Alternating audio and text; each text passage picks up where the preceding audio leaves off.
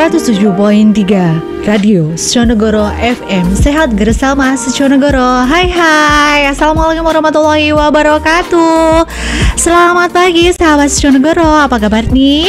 Mudah-mudahan di pagi ini kalian semuanya baik-baik ya. Buat kamu yang lagi beraktivitas di luar sana, yang lagi duduk, yang lagi rebahan ataupun yang lagi bekerja, semoga aktivitasnya selalu berjalan lancar, baik, berkah, barokah. Bareng lagi sama saya Anita Aprilia Dewi dalam sebuah acara Anita Bercerita yang membuat pagi hari kamu menjadi lebih semangat, lebih luar biasa. Tentunya seperti biasa, saya bakalan menemani sahabat Seconegoro selama 1 jam ke depan dari jam 8 sampai jam 9 nanti dengan info-info yang keren-keren abis. Bagi kalian yang ingin WA atau SMS bisa ke nomor 081 233 949171. Kalian yang punya Instagram bisa follow ke RSUD Wonosobo, bisa DM juga, like, comment, jangan sampai lupa karena di IG-nya RSUD Wonosobo memberikan info-info terkini, terupdate tentang kesehatan. Dan bagi kalian yang suka mengikuti channel YouTube, bisa mengikuti channel YouTube-nya RSUD Wonosobo. Jangan lupa like, subscribe, comment, oke? Ada yang lihat-lihat seperti ini di acara ini, kita akan ngebahas info-info yang paling keren. Dan kali ini kita hadirkan tamu bidan yang begitu energik, cantik, putih, yang kemarin habis ganti kulit. Siapa lagi kalau Mbak Yudika Ratnasari.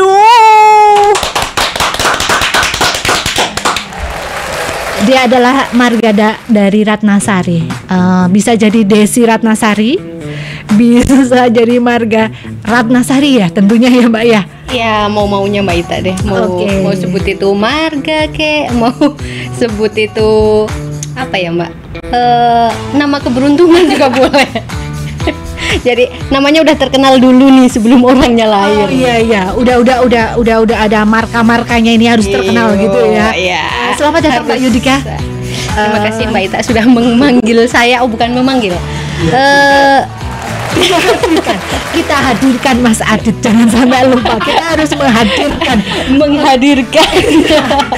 Iya benar. Kalau memanggil itu seperti dalam tanda kutip syaitonir rajim ya. Bukan juga Mbak. Istilah panggilan tuh justru lebih familiar. Familiar. Nggak, kalau memanggil ya udah biasa kita pakai. Jadi memanggil nih wajib datang nih, wajib datang nih, udah dipanggil. Sunnah, masih sunnah itu. Menghadirkan tuh masih sunnah. Boleh datang apa enggak? Kalau dipanggil ya harus nih. Harus datang gitu. Kamu kayak apa gitu ya? Ngomong-ngomong, ini dinas apa ini? Habis malam. Dengan semuanya ini bidan habis malam langsung stay tune. Langsung di podcast bercerita ya kan? Buat Mbak Ita apa yang enggak deh. Ya Allah, Masya Allah, tabarakallah. Assalamualaikum. Waalaikumsalam. Gimana Mbak Dika? Ini Yudika Ratnasari ini habis dinas malam. Tadi malam ada apa gerangan? Ya, yang jelas ada persalinan lah Mbak. Bidan nggak jauh-jauh dari persalinan. Bidan itu nggak jauh-jauh dari persalinan ya. Jadi kalian yang pastinya udah pada tahu kan, bidan itu orang yang nanganin apa, pasti tahu kan? Iya, identik sebenarnya. Kalau bidan itu luas Mbak. Cuma luas. Identik disebut bidan, mesti bayangan yang ada dibayangkan adalah oe.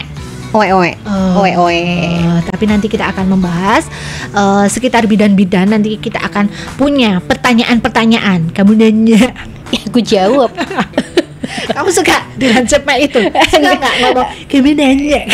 Nanti ke bawah ke pasien. Misalnya tanya nih anamnesa ya, istilah kita kan anamnesa ke pasien. Dan pasiennya gantian, bidannya nanya gitu kan. Tapi bisa diaplikasikan nggak? Sebenarnya bisa sih, bisa. Cuma nanti kalau pasiennya saya nggak mau jawab gitu, ya nggak usah jawab. Bahaya ya. Bahaya. Oke, nanti kita akan ngebahas tentang bidan. Kita bisa nanya ke narasumber kita. Sebenarnya kita cuma sharing-sharing ya Mbak. Kita cuma santai, ngobrol-ngobrol santai. Di sini nggak ada narasumber akhirnya ya. Jadi kayak ngobrol-ngobrol santai karena saya belum menghadirkan bidan. Ini bidannya udah keren banget, jadinya menghadirkannya udah cukup Mbak Yudika aja, udah mumpuni semuanya ya kan. Kenapa Mbak kalau membawa nama mumpuni itu jadi ada bidan senior saya namanya Mumpuni. Oh ada. Paripurna dari sini juga. Masya Allah ada. Masya Allah, ternyata bidan itu kalangan dari artis-artis ya, ustazah juga loh. Ya nggak Mumpuni. Masya Allah luar biasa, tabarakallah ya Allah. Jadi kalian jangan kemana-mana ya, tetap stay tune di Sonogoro FM. Kalian itu bisa streaming juga di Sonogoro FM .wonosobo.com. Oke? Itu bisa streaming aja. Misalkan radionya radio yang sekarang ya Android itu langsung Sonogoro FM .wonosobo.com. Jadi bisa pakai HP. Oke? Dengan lagu pertama kita dari Mas Deni Caknan, ini trending musik yang nomor 1 loh. Yaitu judulnya kamu pernah dengar nggak? Kalih Welasku. Oh pernah. Ini Deni Caknan, ini trending nomor 1 loh. Jangan sampai lupa loh. Kamu harus sering dengerin. Kalau suka lagu dangdut, ya dengerin ini. Karena saya sukanya lagu dangdut ya. Ya, check it out.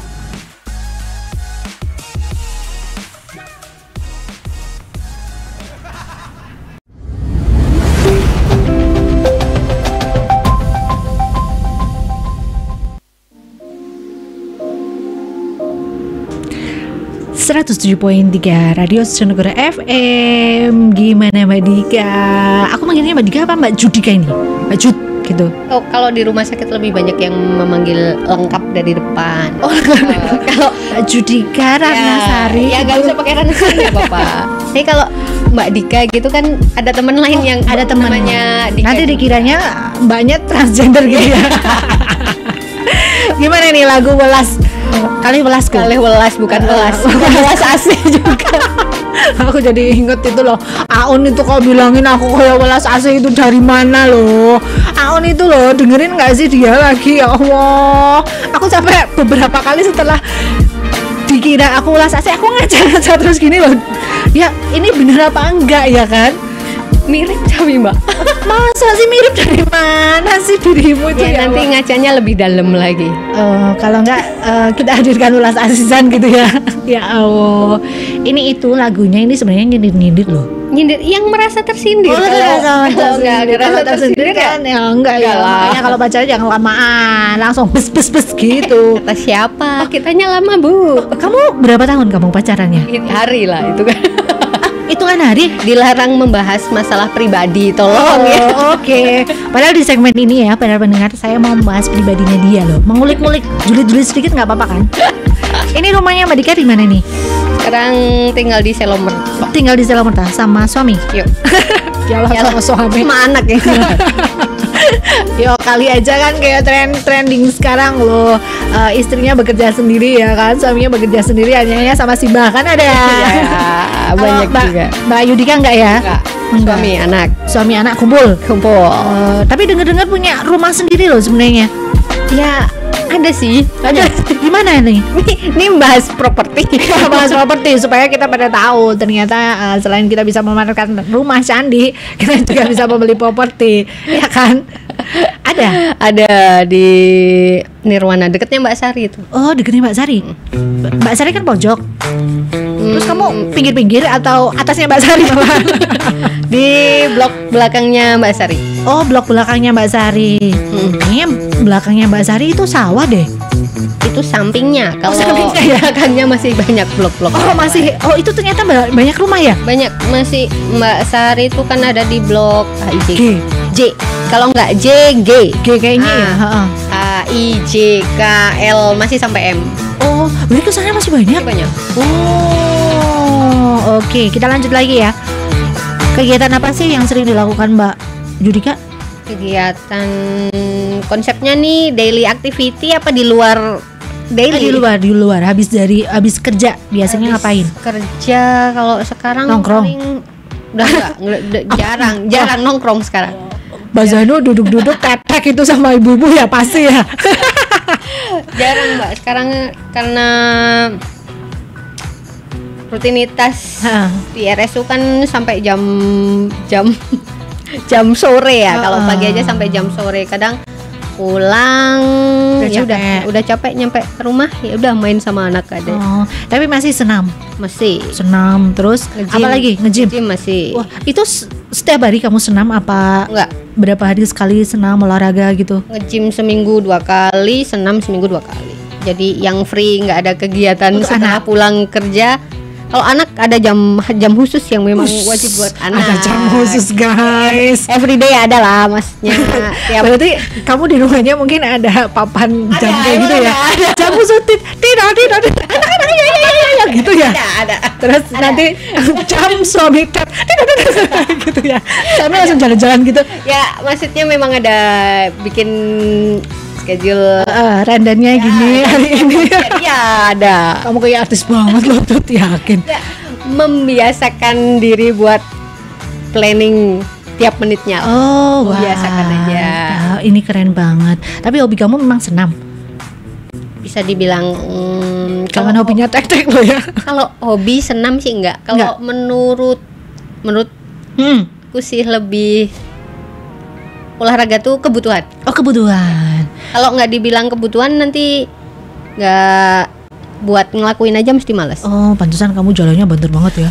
Nggak ada hubungannya Mbak. Nggak ada ya? Nggak ada. Gitu ya. Habisnya saya pernah lihat teman saya kok jalannya lemes. Katanya dia coba bilang, iya saya jarang jalan. Terus saya mikir, Jud, jarang jalan berarti selama ini ya, setiap hari pakai apa? Selama ini nggak gini ngesot. Jadi kadang-kadang saya pikirannya ini kok jarang jalan gitu. Mungkin yang dimaksud dia itu jalan itu naik sepeda ya. Kalau saya jalan kaki. Olahraga maksudnya. Mungkin gitu. Oke. Ini si kecil udah sekolah tahun depan.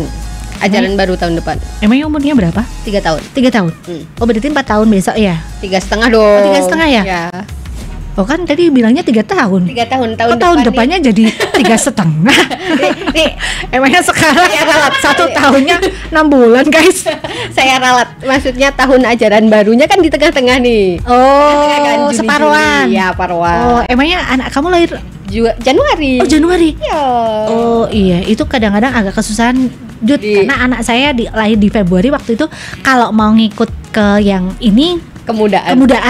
Kalau ngikut ini ketuaan. Tapi biarin aja. Yang penting sekolah gitu ya. Betul. Iya, ini Januari ulang tahun ini. Maya ulang tahun. Kapan? Habis ulang tahun kemarin, maaf. Ya Allah. Selamat ulang tahun. Namanya siapa?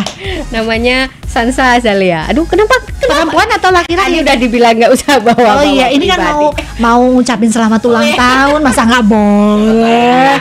Selamat ulang tahun, panjang umur Salsa ya? Sansa. Iya. Makanya N ya? Yes. Panjang umur, murah rezeki, sehat selalu, dan jadi anak yang soleha. Amin. Oke. Nah, ini kamu kan bidan nih. Kenapa sih kamu milih bidan? Awalnya tuh istiharoh dulu. Enggak sih. Lebih ke keinginan orang tua sih dulu. Jadi kamu anak yang birrul walidain ya? Iya kan, kalau kayak harus dong. Tapi konsep birrul walidain enggak melulu harus nurutin. Harus nurutin semua keinginan orang tua dong. Terus udah masuk gitu. Panjang sih ceritanya Mbak. Kenapa? Iya jelas panjang lah, bertahun-tahun kamu jadi sekolah bidan, masa lu langsung. Awalnya itu minatnya di teknik sebenarnya. Kamu teknik bangunan. Dulu tuh lebih ke nuklir sebenarnya. Astagfirullahaladzim. Selalu setiap saya bilang saya minat di teknik nuklir, banyak orang yang istighfar. Iya saya. Astagfirullahaladzim, perempuan kamu nggak takut, Jud? Ya. Senang ya? Senang aja dulu. Jangan-jangan kamu itu terinspirasi dari dijulitin orang terus aku mau ke nuklir ya? Kayaknya gitu ya. Enggak sih, ke nuklir tuh ya namanya anak SMA ya. Terus dikasih pilihan. Iming-iming nih, iming-iming lah. Aku lebih iming-iming. Mau kerja yang tahu-tahu gajinya gede gitu kan. Cuan gitu ya. Iyalah. Terus akhirnya minat lah ke situ sampai dengan ke peminatan, sampai dengan yang tawaran pendidikan khusus untuk itu melalui jalur prestasi udah semua. Akhirnya udah ikut semua sampailah kepada titik seleksi kedua. Seleksi terus? Kedua tuh cuma diambil 2 dari sekian banyak. Masya Allah. Sampai ke 12 orang dan dari 12 orang itu satu-satunya perempuan. Kamu? Yes. Kamu daftarnya di mana? Universitas mana? Dulu di UGM. UGM. Terus kamu ngambil? Ya, diambil 2 itu cowok semua yang keambil. Oh, alhamdulillah lah akhirnya jadi bidan lah ya. Terus setelah itu banting setir. Aku ke bidan aja lah, ikut memang gitu. Kalau dibilang banting setir juga enggak sih, ya? Cuma ngalir apa adanya gitu ya. Dari bapak dulu ya udah daftarin aja gitu kan. Ya udah ikut aja daftar ke sana. Daftar ke sana, oke ikut, daftar ke sini ikut gitu. Cuma ya masih ada di sela-sela daftar kuliah ke kebidanan itu juga masih sebenarnya masih kebayang besok kalau ada tawaran teknik lagi mau kalau misalnya di antara 2 orang itu ada satu yang nggak jadi diambil kan aku ambil gitu ya. Peringkat ketiga nih, peringkat ketiga lumayan gini ya. Lumayan, yang 2 nggak jadi. Jadi kamu berdoanya walaupun cadangan gitu ya. Terus yang kedua ya sampai dengan pengumuman yang deal terakhir itu di kebidannya udah terlanjur bayar. Bayar sampai dengan ke sumbangan. Jadi kan mikirnya ya udah akhirnya ambil aja. Ambil yang udah bayar. Terus tapi kamu maksimal kan? Ya. Maksudnya walaupun kamu kayak gitu kan ada orang yang udah ngambil karena dia pengennya apa, terus di tengah-tengah semester ganti. Itu kan ada banyak.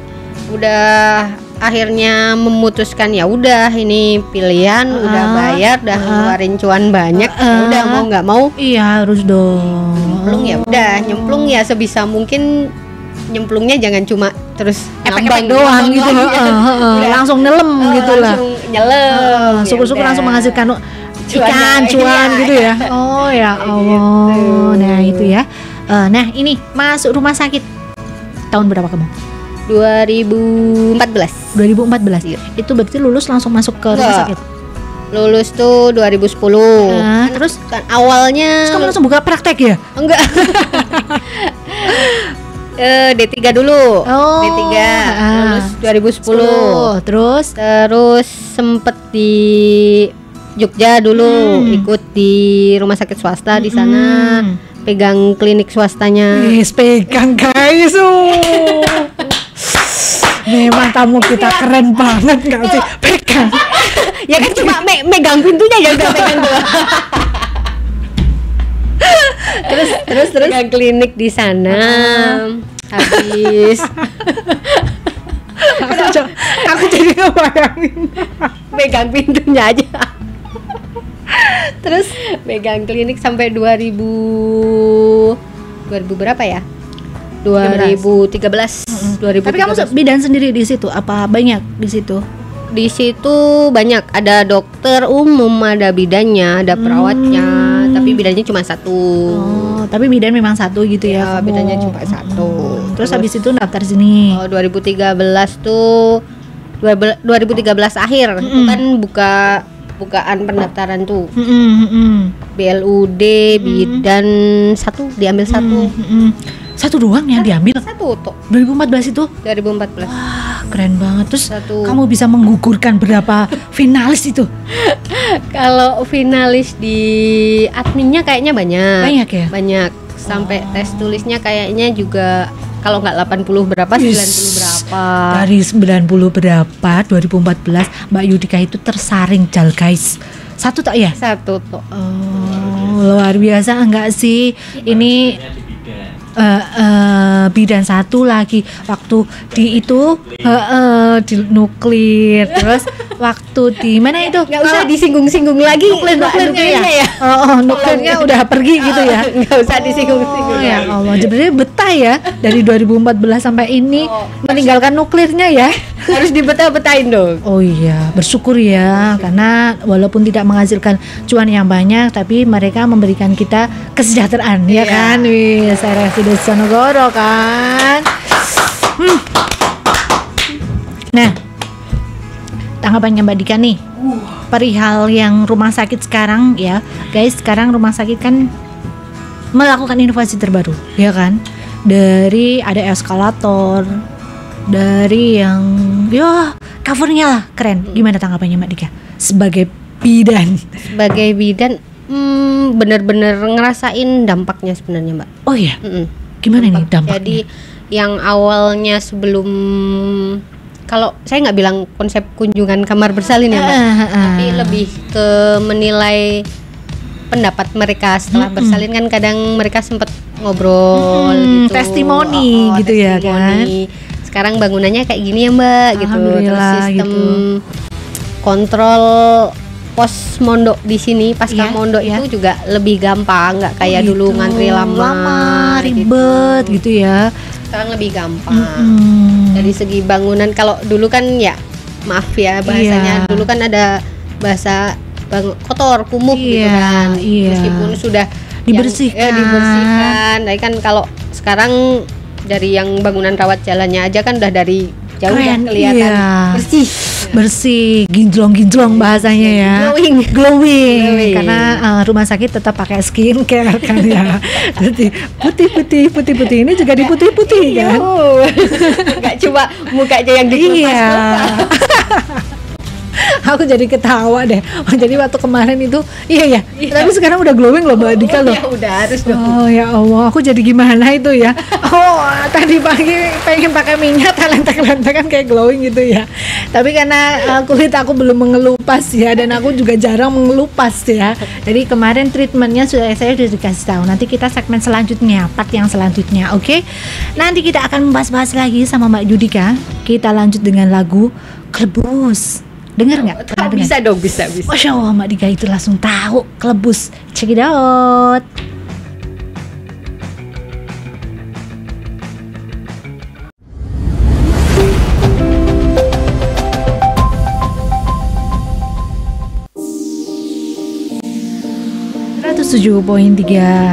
Radio Seconegoro, sehat bersama Seconegoro. Hai, kembali lagi dengan kita sama Mbak Yudika yang masih strong habis jenis malam ya kuat.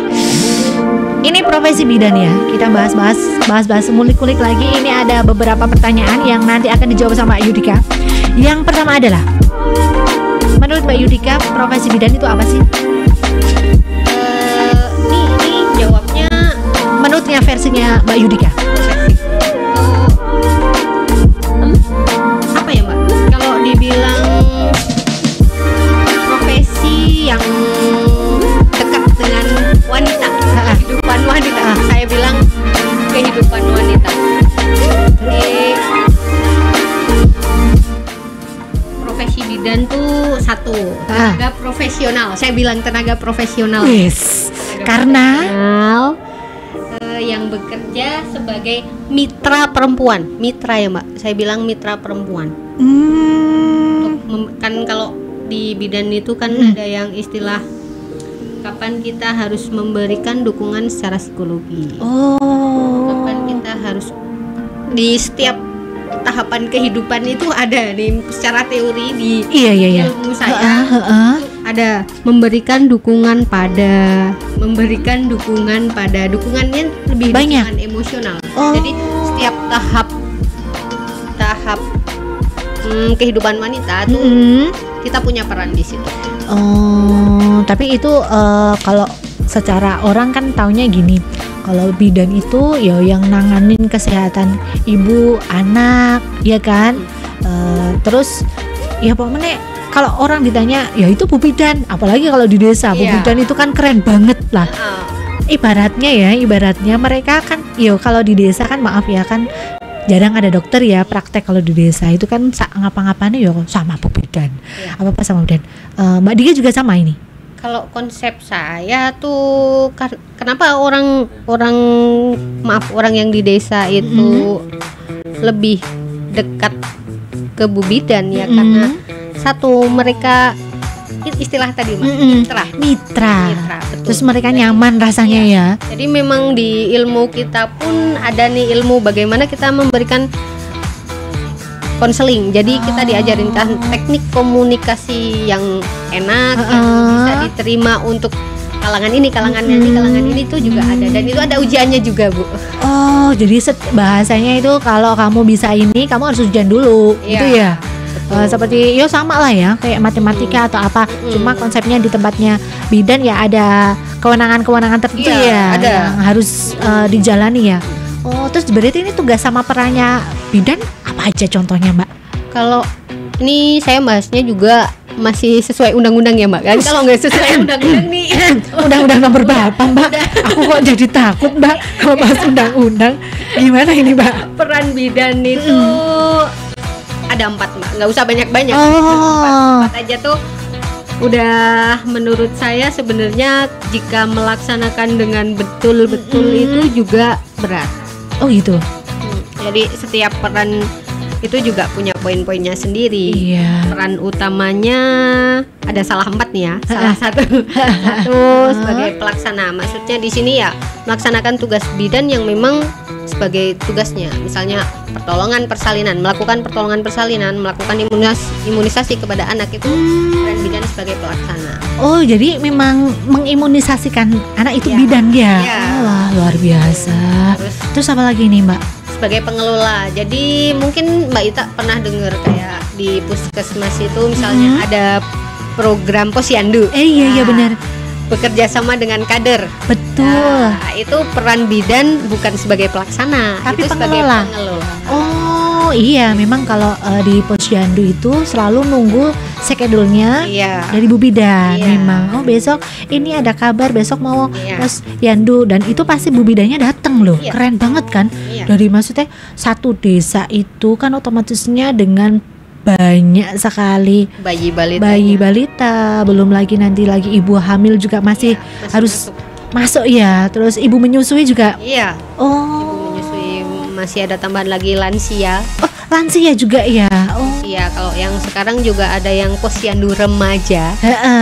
Ini udah, tapi tempat saya belum ada. Dan baru yang belum semuanya sih memang Mbak, posyandu remaja. Terus apa lagi nih? Sebagai pendidik. Jadi ya itu tadi saya menyinggung di awal bahwa seorang bidan itu dituntut bisa untuk melakukan komunikasi secara efektif. Kalau semuanya ya ke semuanya, baik keluarga, ke teman sejawat, ke adik yang juga lagi sekolah bidan. Itu peran kita sebagai pendidik adalah di situ. Jadi ngajari pasien caranya kayak gini, menyusui, caranya memandikan bayi, itu kita sedang menjalankan peran sebagai pendidik. Terus apa lagi ini? Sebagai peneliti. Iya, jadi luar biasa. Tidak cuma saat kita di pendidikan saja kita melakukan penelitian, tapi pada saat kita sudah terjun di dunia kerja dan menjalankan peran kita sebagai bidan, kita juga melakukan penelitian. Jadi mengembangkan ilmu yang memang harusnya itu terus berkembang. Jadi nggak cuma stop sampai dengan kita pendidikan selesai, penelitiannya selesai gitu ya. Jadi kalau meneliti satu badan manusia aja Mbak, itu sebenarnya butuh waktu yang lama. Satu bagian, apalagi nih udah dicampur nih ya, satu tubuh wanita, mulai dari dia lahir, menstruasi, terus dia nikah, hamil, melahirkan, jadi ibu, menyusui, sampai dia nanti menopause. Nah itu masih ranahnya bidan itu. Oh, menopause juga? Iya. Oh, Masya Allah, luar biasa ya. Satu paket bahasanya ya. Itu kan kayak rentetan literasi ya kayaknya ya. Oh nggak sih? Ya Allah. Terus ini ada yang bertanya ini, siapa yang bisa menjadi bidan, Mbak? Syaratnya perempuan ya, harus perempuan. Syarat wajib nomor 1 itu wanita. Oh, jadi nggak ada bidan laki-laki? Memang ya? Nggak ada. Jadi yang warna laki-laki jangan jadi bidan.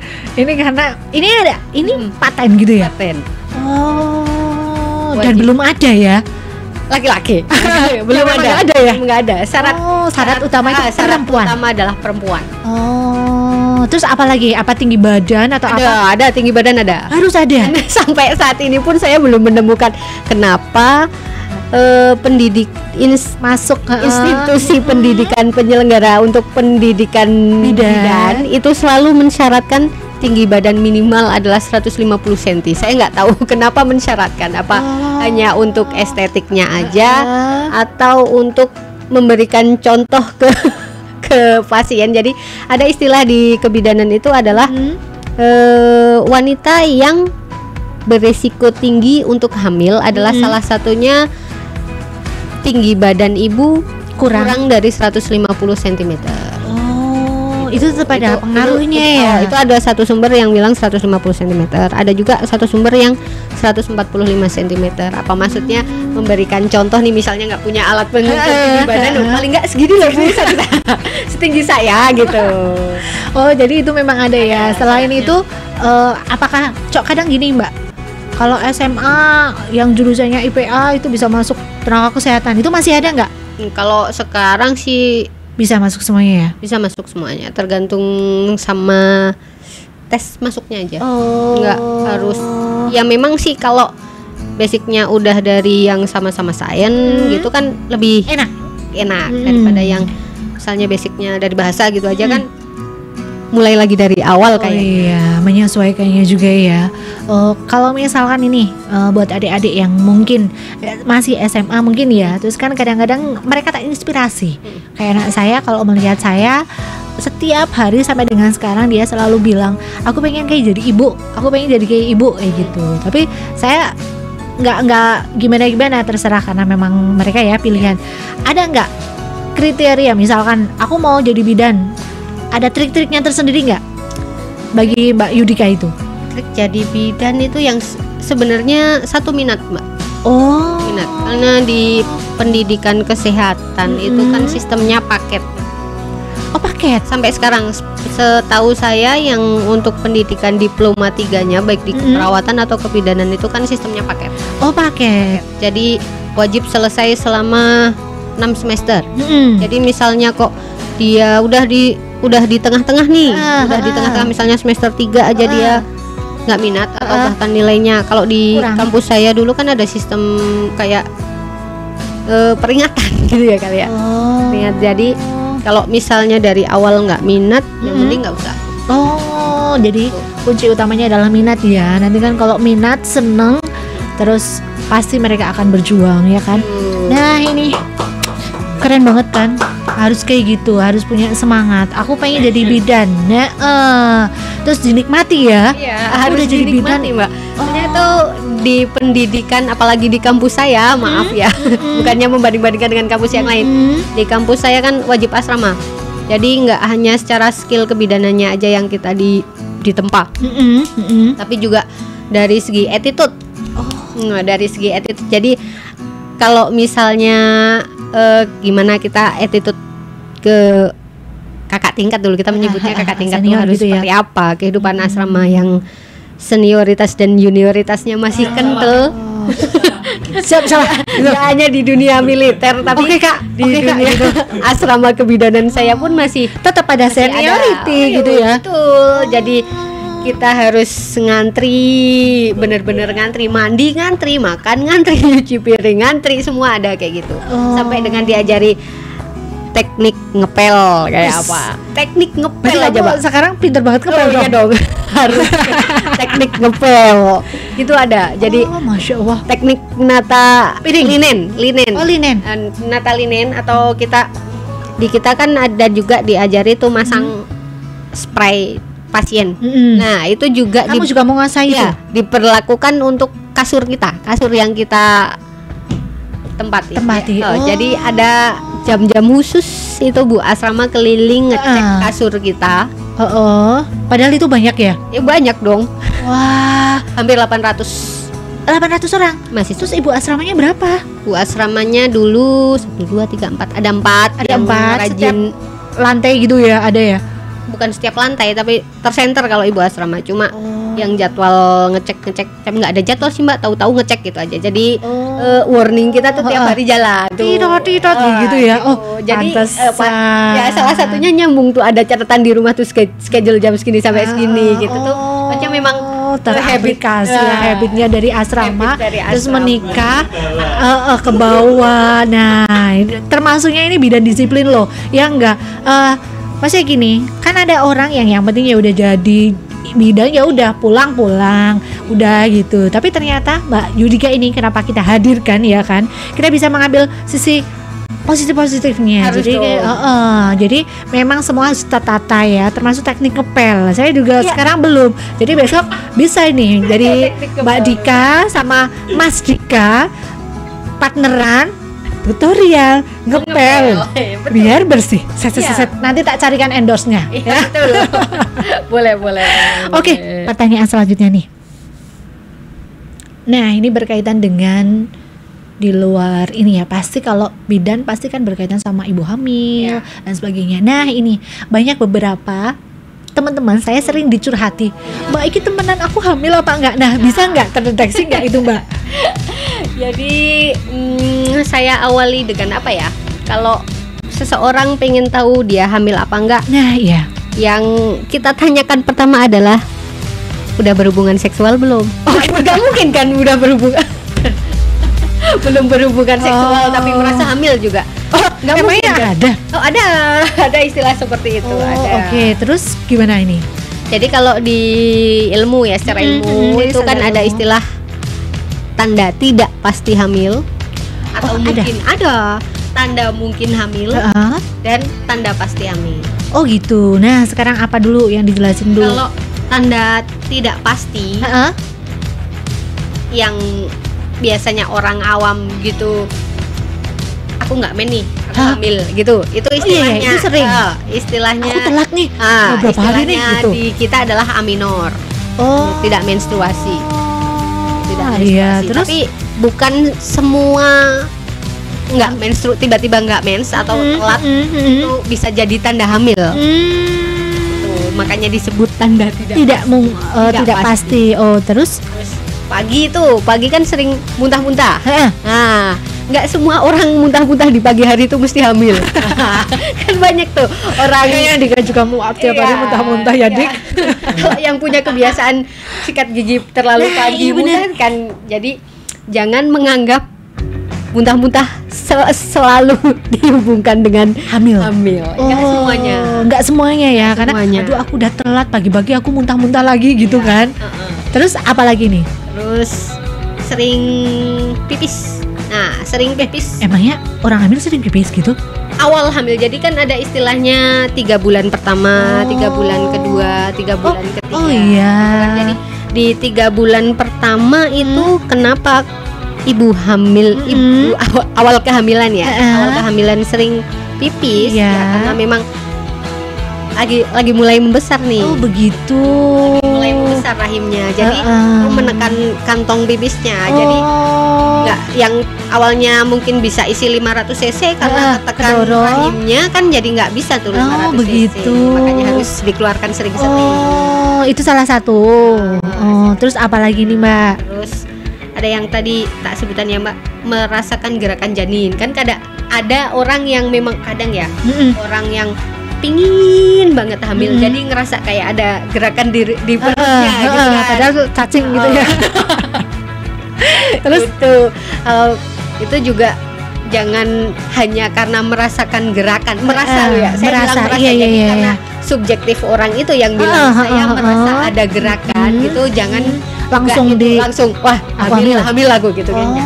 Tuh yang biasanya orang-orang awam merasakan sih itu tanda tidak pastinya. Terus yang kemungkinan adalah satu, biasanya orang lakukan juga PP test positif. Nggak semuanya PP test positif itu mesti hamil. Nah ini penting ini. Iya. Jadi kadang-kadang tapi memang kadang-kadang aku udah PP test ini kok gini-gini ya. Kadang kan ada penyakit-penyakit tertentu yang imbasnya adalah terjadi kenaikan hormon yang terukur dengan alat PP testnya itu. Nah, Nah, itu kan juga bisa menyebabkan hasil PP testnya positif. Oh. Atau apalagi ya yang biasanya orang misalnya keguguran nih, keguguran udah 2 minggu pasca kuret, itu masih PP testnya masih positif. Itu hal yang wajar, tapi bukan tanda hamil itu. Mohon maaf, bukan tanda hamil. Nah, kan ini berarti penting kan. Jadi tidak semua kalau di PPTS itu positif itu keranahnya kayak gitu ya. Oke, terus apa lagi nih Mbak? Rahimnya membesar. Rahimnya membesar. Ya, rahim membesar itu belum tentu isi bayi. Rahim membesar kan bisa aja ada penyakit, ada penyakit. Kalau sekarang yang sering ada miom gitu kan, miom kan lagi hits nih, banyak kejadian gitu kan. Maksudnya ada miomnya, terus rahimnya membesar gitu, atau karena efek KB hormonal yang lama itu kan memang bisa berakibat ke seperti ini. Merasa. Iya. Terus apa lagi ini? Yang ketiga nih, yang pasti aja. Yang pasti aja sekarang udah ada USG kan. Jadi dengan USG maksudnya pemeriksaan ke tenaga yang memang kompeten. Memang tenaga spesialis gitu ya. Ke spesialis gitu. Di USG kelihatan kan maksudnya calon bayi ini, atau ini udah jadi bayi gitu. Terus terdengar detak jantung duk kayak gitu. Itu biasanya kalau duk kayak gitu udah berapa? Kadang-kadang saya dulu pernah periksa ke bidan, ya sama seperti itu. Ada alat gitulah. Ya, alat namanya Doppler. Itu biasanya berdetaknya di umur berapa? Kalau secara teori itu 14 minggu. 14 minggu udah terdengar. Tapi banyak faktor juga maksudnya kok kadang mungkin baru karena perutnya ibunya tebel jadi dicarinya agak susah gitu kan juga. Tetap ngefek ya. Enggak pas di 14 minggu juga. Kalau yang udah benar-benar terdengar ya 20 minggu. Itu. Terus lagi nih ada pertanyaan nih. Nah, selain kan udah hamil-hamil itu kan. Nah, terus bisa nggak kasih info untuk yang mau melahirkan? Apa saja sih yang harus dibawa, Mbak? Yang dibawa nih konsepnya yang dibawa apa yang disiapin? Yang disiapin yang dibawa gitulah ya. Jadi ini kan kadang-kadang banyak yang lagi hamil tua, terus taunya cuma fokus ke kesehatan aja. Mau melahirkan yang dibawa seadanya. Nah, ini penting nggak? Sering terjadi di.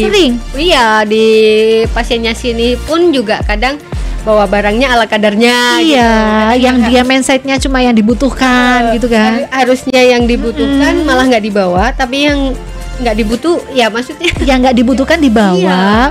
Yang harusnya ada malahan nggak ada. Iya, ini apa aja ini? Kalau secara umum persiapan persalinan itu ya satu, persiapan psikologi wajib. Persiapan psikologi ibu justru itu yang utama. Iya sih, memang kadang-kadang ada yang mau melahirkan takutnya karena memang kadang-kadang ya udah terus ada yang cerita itu loh, sugesti aku nih melahirkan bla bla bla bla, alah nek sesar bla bla bla bla kayak gitu ya kan. Memang secara teori pun di 3 bulan terakhir dari 6, 7, 9 itu ada perubahan psikologi ibu hamil. Ada yang memang satu, dia khawatir dengan proses persalinan.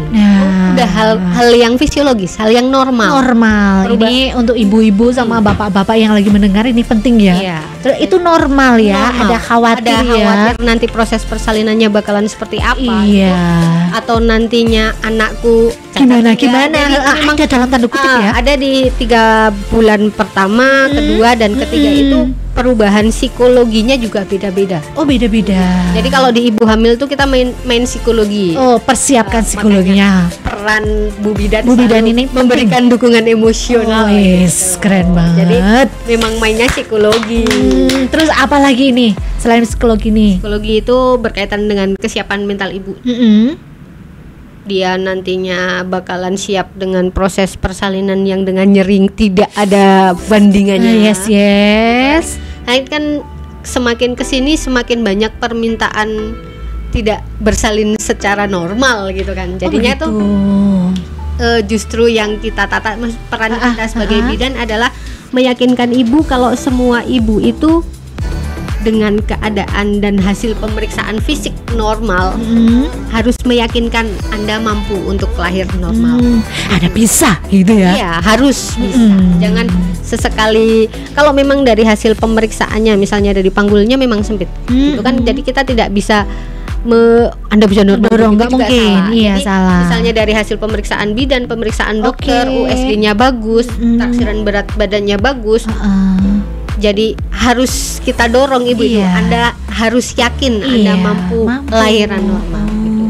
Tapi karena sekarang banyak bumbu-bumbu dari mana-mana kan, termasuk dari media sosial, blog-blog yang tidak bisa dipertanggungjawabkan gitu kan. Jadinya awal dari ibu itu periksa di rumah sakit mesti sudah diedukasi di awal.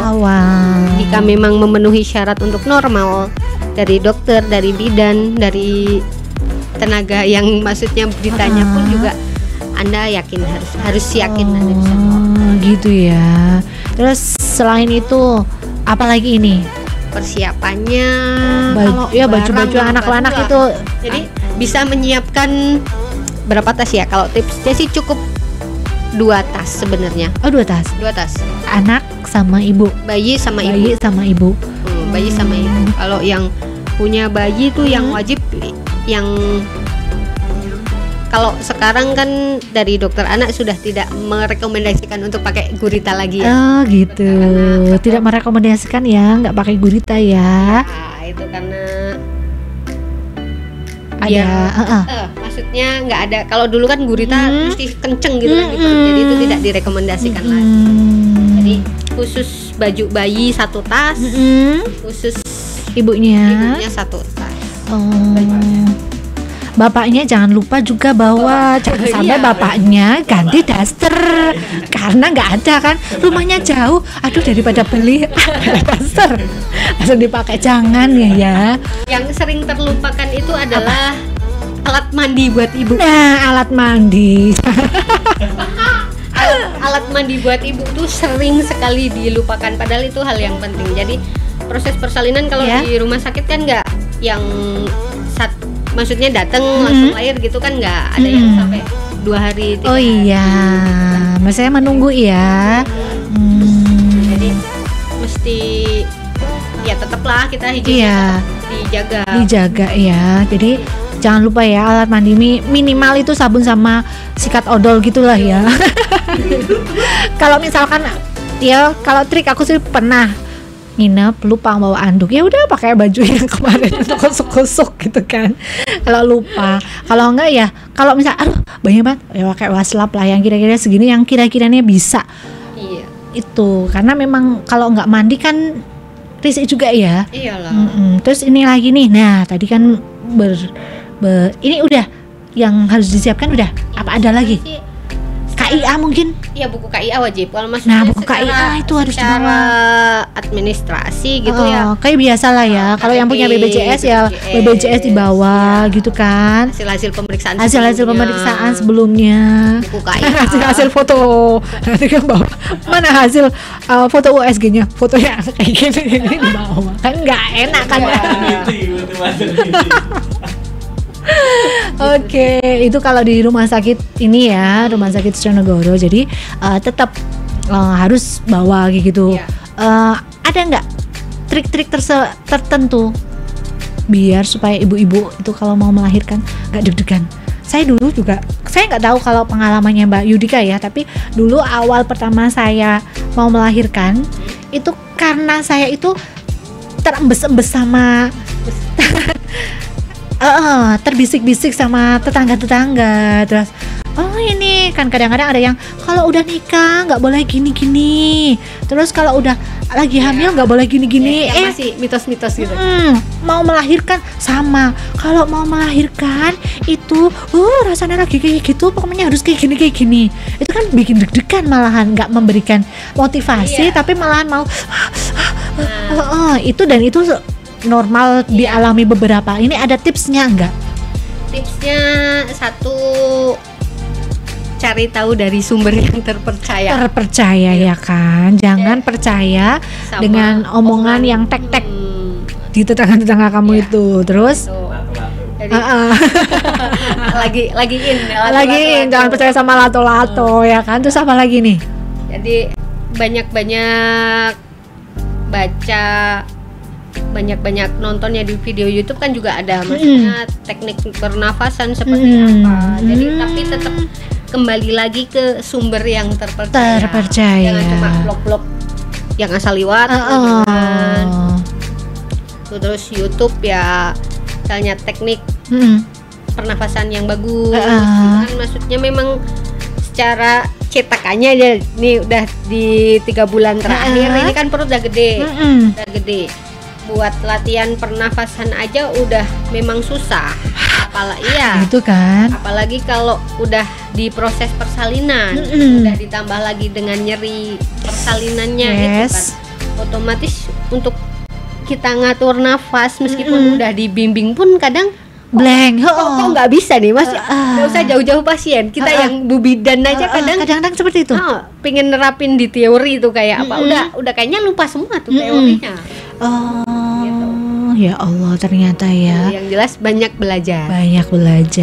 Biasanya kalau anak pertama itu memang agak deg-degan ya. Kalau dulu saya seperti itu. Tapi kalau anak yang kedua karena udah pengalaman mungkin ya. Iya, jadi B aja. Bahkan saya mau melahirkan ditanya suami saya di mana, saya sempat masih menelpon suami saya. Saya mau melahirkan ya kan. Karena Mbak Dika ini adalah yang membantu saya melahirkan anak saya yang nomor 2. Nah yang nomor 3 itu sama temennya Mbak Dika lagi ya, sama ya, alhamdulillah saya juga normal, masih sama lah seperti itu. Jadi thank you so much ya. Keren banget. Nanti kita akan lanjutkan lagi, kita kalau commercial break dengan lagu yang keren-keren. Check it out.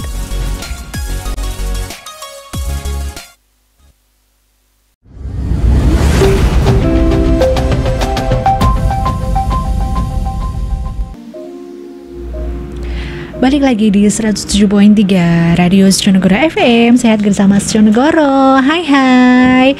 Kembali lagi. Wah, waktunya udah masih banyak pertanyaan sebenarnya. Nanti kita bisa buat part 2 ya. Jadi kalau bidan ini kayak yang tadi diomongkan sama Mbak Judika, ini sebenarnya banyak ya. Jadi tadi kita bahas sebenarnya masih banyak titipan pertanyaan-pertanyaan teman saya. Ini saya karena kita mau closing juga Mbak, karena waktu kita juga, saya juga mau melanjutkan aktivitas lagi. Saya mau tanya nih sebelum waktu berakhir ya, suka dukanya jadi Bu Bidan gimana sih? Suka dukanya menurutnya Mbak Dika aja. Profesi bidan apa bidan di RSU?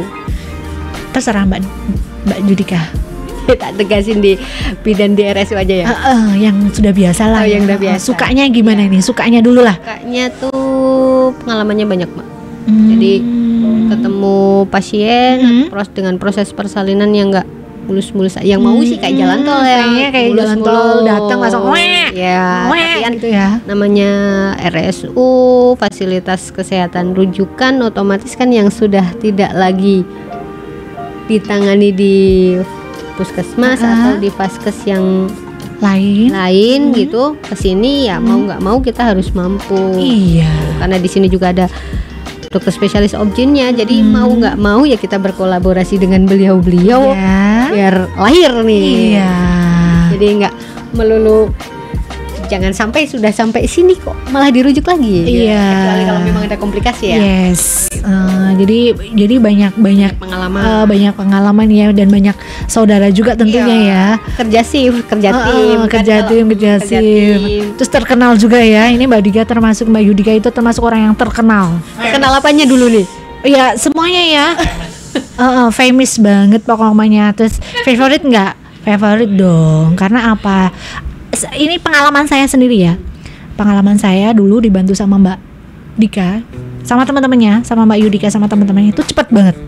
Bagi saya itu Allahu Akbar. Saya sampai bilang, gila keren banget. Jujur, saya itu keren banget.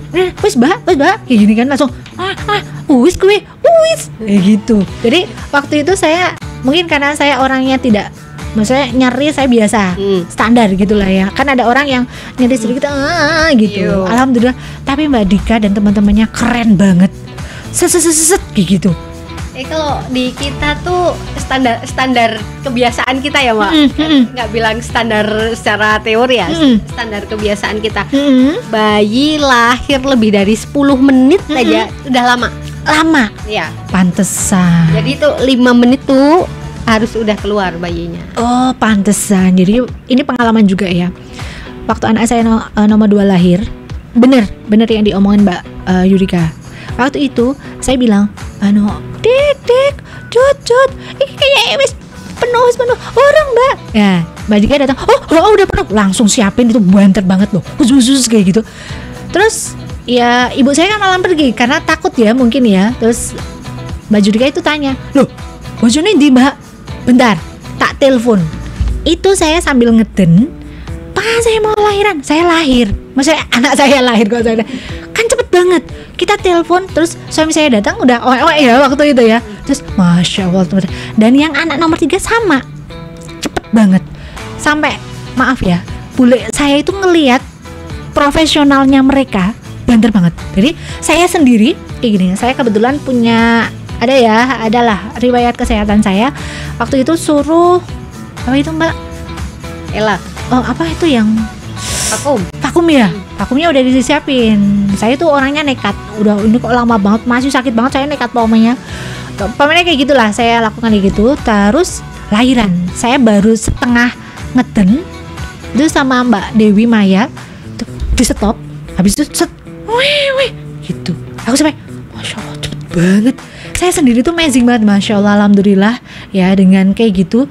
Kan rasanya saya seneng banget. Iya kan? Ini salah satu termasuk menjadi positif ya. Jadi alhamdulillah. Jadi ada saya sendiri makasih banget sampai kayak gitu. Alhamdulillah Allah menurunkan ibu-ibu bidadari seperti ini yang bus kayak gitu. Mereka itu keren banget loh. Maksudnya maaf ya Mbak, ini ya masih sama. Enak banget ngajak ngobrol itu enak banget ya. Tapi ada dukanya nggak sih? Pernah nggak? Pernah sih Mbak. Kalau duka tuh mungkin nggak cuma saya, tuh teman-teman di VK pun di kamar bersalin. Kamar bersalin tuh ada lucu atau tekanan batin Mbak. Kita ada tekanan batin. Oh ada. Jadi saat misalnya nih ketemu satu kasus yang sampai dengan berakhir di ibu atau bayi meninggal, kita bisa diem tuh sampai 3 hari setelah kejadian itu tuh bisa diem dan masih ngebahas kasus itu. Iya, berarti maksudnya juga ikut sedih lah ya. Jadi udah misalnya nih udah sampai diusahain sampai ini sampai dengan kita manggil unit lain sampai dokter spesialis objinnya datang tapi tetap aja nggak ketolong ya sih. Memang kembali lagi ke Allah ya. Tapi di saat kita lagi ikhtiar tuh gimana tetap harus dikejar tuh, tetap harus hidup nih tapi kok tetap nggak terkejar. Bisa sampai kita 3 hari tuh nggak bahasanya ngelangut ya, nggak sesemangat, feelnya nggak oke lah, nggak mood lah kita kerja pun. Jadi ada kadang di deket-deket kasus yang sama, misalnya penyebab kemarin adalah seperti perdarahan, perdarahan yang paling sering ya perdarahan. Sebab perdarahannya misalnya karena robekan. Kan banyak faktor tuh Mbak yang bisa menyebabkan perdarahan, robekan. Jadi pada saat kita misalnya kemarin ada kasus meninggal, terus sampai dengan kita mau menolong persalinan pun itu masih kepikiran Mbak. Ada kebayang-bayang gitu masih ya. Kebayang, maksudnya ada trauma yang sendiri gitu ya. Trauma sendiri, justru malah kayak tekanan batin. Saya bilang tekanan batin. Stressernya gitu ya, datang tekanan gitu ya. batin kayaknya mau nolong ya harus ditolong, tapi kalau masih mau belum bisa move on, inget yang kemarin gitu. Makanya tetap ada rasa sedih ya. Rasa sedihnya. Iya, karena memang mereka totalitas. Jadi selain tenaga, terus makanya kadang-kadang saya pernah dicurhatin tuh, saya lihat saya yang melahirkan juga capek banget ya. Jadi untuk itu bidanya itu masih stay cool, keren gitu. Tapi mereka juga capek banget loh.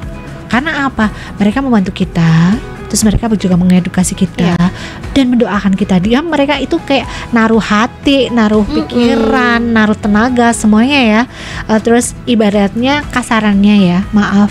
Jadi untuk kita itu kayak harus saling memahami ya. Betul. Jadi disitulah itu enak banget. Terus yang penunggunya itu jangan sekali-kali menjudge kok gini sih gitu, karena bidan-bidan di rumah sakit dan semuanya bidan-bidan yang lain itu sudah melaksanakan sesuai prosedur ya. Betul.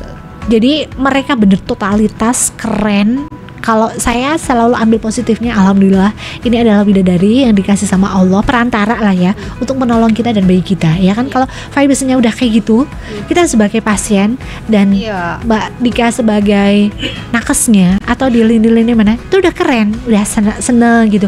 Tapi kalau awalnya udah mungkin karena stres, nyerinya gini, mungkin jadi membuat emosi atau gimana gitu ya. Ya sih nggak jarang juga, maksudnya di saat kita proses memberikan asuhan ke pasien, terus dari keluarganya komplain gitu ya masih ada. Iya. Dengan tapi ya sebisa mungkin karena memang kita dituntut untuk bekerja secara profesional, ada komplain ya memang ada manajemen komplainnya, kita harus kayak apa juga bisa. Jadi di saat sampai dengan yang main gebrak-gebrak meja, sampai dengan yang bentak-bentak kita, kembali lagi kalau kita bekerja secara profesional ya bakal menjadi pembelajaran buat kita. Dan karena maksudnya ya ini profesi saya, jadi apapun resikonya, semua profesi itu pasti ada resiko ya, plus minusnya ya. Tetapi jujur dari profesi ini, selain terlepas dari orang yang pada bilang kayak gini, wah kalau batuk aja di tempat bidan jadi uang. Itu ada loh, ada kalau di desa ada loh, batuk aja jadi uang. Uangnya Bu Bidan ya maksudnya. Uang Bu Bidan banyak gitu. Terus lah itu Bu Bidan sekali lahiran, coba ada orang yang kadang menghitungkan sekali lahiran di harganya kan, tarifnya kan kalau tempat-tempat kita kan pasti udah paham lah ya. Gini wah keren banget ya, makanya gini-gini. Pasti di luar dari situ itu adalah dari lantaran Gusti Allah ya, lantaran dari Allah memberikan rezeki. Dan apabila kita dapatkan bidan yang keren, dapatkan bidan yang benar-benar membuat kita nyaman, besok aku kesini lagi kayak gitu, itu sebenarnya dari doa kita sendiri. Jadi kita nggak boleh terhasut dari omongan orang lain ya, nggak boleh. Oh nanti di ini gini. Mungkin berdoa aja, misalkan kita lagi hamil nih, terus ada jangan di sini lah, kan kadang-kadang ada yang gitu, jangan di sini gini. Berdoa aja ya, pokoknya banyak berdoa ya kan. Banyak berdoa. Nah kembali lagi, maksudnya pengen goal dari pelayanan kita adalah mengubah image rumah sakit yang Bu Bidannya di rumah sakit tuh galak-galak. Katanya enggak kan? Enggak sendiri merasakan. Kalau bagi saya itu gini, jadi ada, nggak tahu itu rumor tapi itu atau fakta, bidan-bidan itu cantik-cantik gitu loh. Masya Allah, luar biasa ya kan, bidan-bidan itu cantik-cantik gitu. Apalagi kalau misalkan nomor satu tuh Mbak, wanita ya kan, kalau bidannya ganteng-ganteng bahaya ya. Jadi tetap cantik ya kan. Nah gitu. Satu kata nih untuk closingnya kita apa Mbak Dika? Ya jalani profesimu sebaik mungkin, apapun itu. Jalani profesimu sebaik mungkin apapun itu. Wah keren banget ini. Oke, kita udah bahas ya, udah tanya-tanya yang menyebalkan, yang seneng. Semoga info yang kita omongin hari ini itu bisa bermanfaat buat kalian semua. Terima kasih sekali atas rawuhnya Mbak Yudika Ratnasari. Jadi kelihatan senior banget rawuhnya. Kita bisa undang lagi ya, karena memang ada beberapa pertanyaan yang masih belum kelar, tapi karena waktu kita juga sudah dibatasi, terus pamit undur aja lah ya.